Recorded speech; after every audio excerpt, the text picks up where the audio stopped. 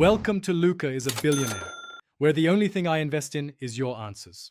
In this video, I will explain how to connect MySQL with Eclipse. First, you need to ensure that you have both Eclipse IDE and a MySQL server installed and running on your computer. Once those are ready, open Eclipse and create a new Java project.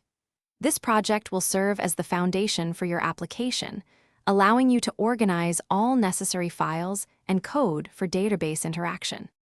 Next, we need to add the MySQL JDBC driver to your Eclipse project. This driver, known as MySQL Connector/J, is a crucial component that enables Java applications to communicate with MySQL databases. You can download the platform-independent JAR file from the official MySQL website.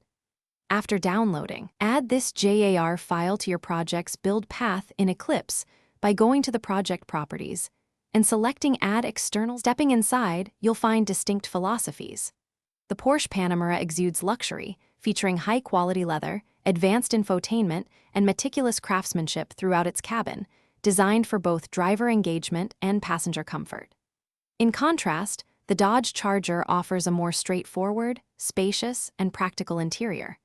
It comfortably accommodates 5 adults and provides a user-friendly infotainment system, prioritizing durability and everyday usability over opulent finishes, making it a great family sedan.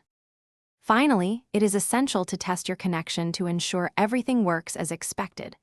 Always enclose your database connection code within a try-catch block to gracefully handle any potential SQL exceptions.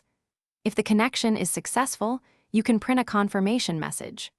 Remember to always close your database connection and any other resources, such as statements or result sets, to prevent resource leaks. This is best done in a finally block or by utilizing Java's try with resources statement.